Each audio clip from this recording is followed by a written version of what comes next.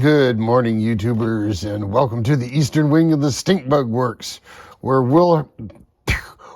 we are helping Wayne build his MHZ Miss Madison. This is episode 12, and I think episode 13 will be the last of the build sequence. After that, it's going to be running sequence.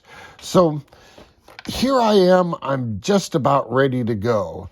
I ordered one of those little transom water pickups because it looked nice, and I may still put it on here, but in the interim, I made a water pickup just using one of these cable ties and a piece of G10 that I bolted on here.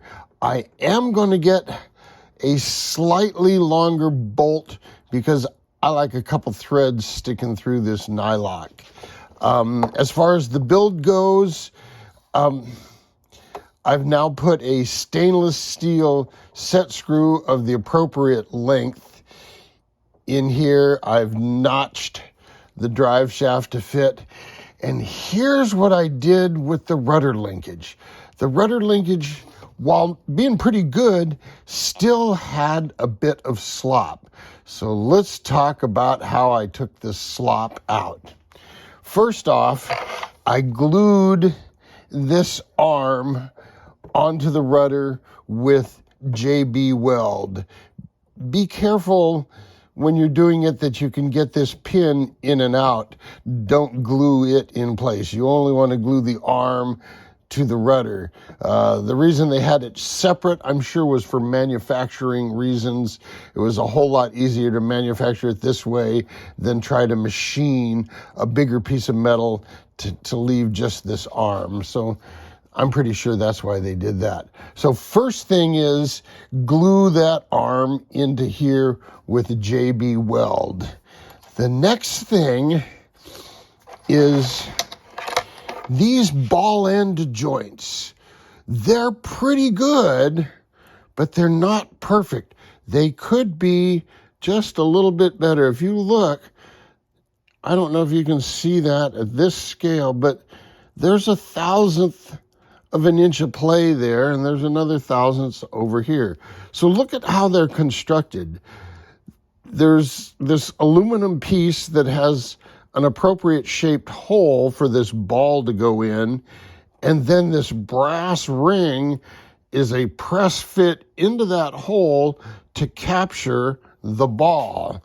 And so what I did is I made a little piece from a nut, but you could use anything where the aluminum part of the control rod can sit on something firm and not affect the ball. And then I come in with a piece of brass tubing and I've got an arbor press and I just kind of do it on the arbor press. But you could take a hammer and just tap that down a little bit and look at it. And what you want to do is you want to get this little brass ring just a little tighter into that hole. And you can feel it when it starts to clamp on here. And, you kind of massage it around. Okay, then the next thing was at this screw joint out here, I used green sauce. And I just screwed that together, and that is now permanent.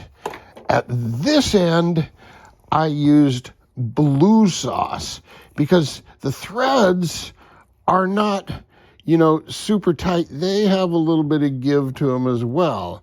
So, every little bit of give makes a difference. So when you add this and this and this and this, there's more slop in there than you want. My rudder is now slop free.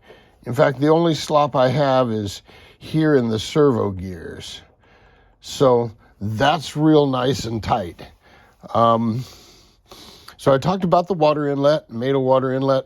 What's going to happen is I'm going to take bendable aluminum tubes and I'm going to epoxy them down onto the floor here in the bilge.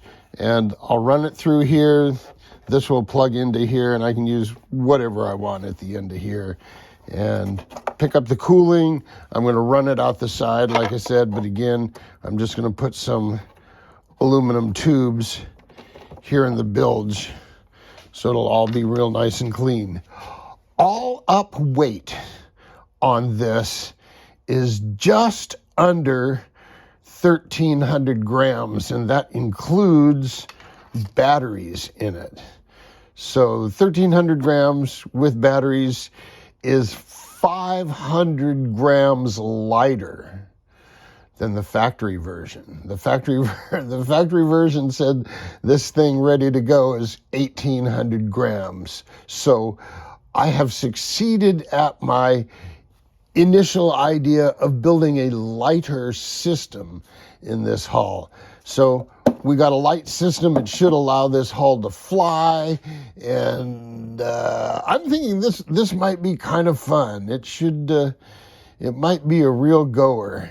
So we shall just have to wait and see. The next episode, I'm going to do the final bit. I need to epoxy this bolt in.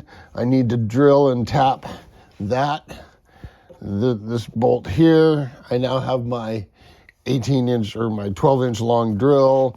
I need to, I'm going to use a different prop.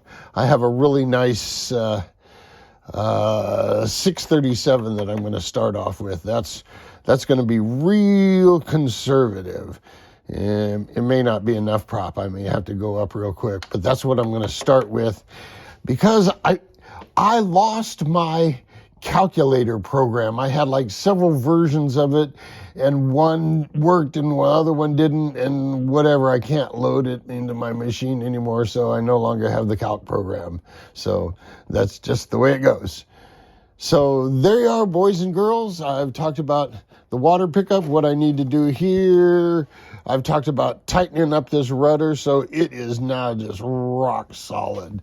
And the weight, 500 grams. That's a pound lighter than the factory boat. And the factory boat was a 3S setup, just like this. The factory boat just had a much bigger motor and much bigger batteries. Okay, boys and girls, until next time, jet out.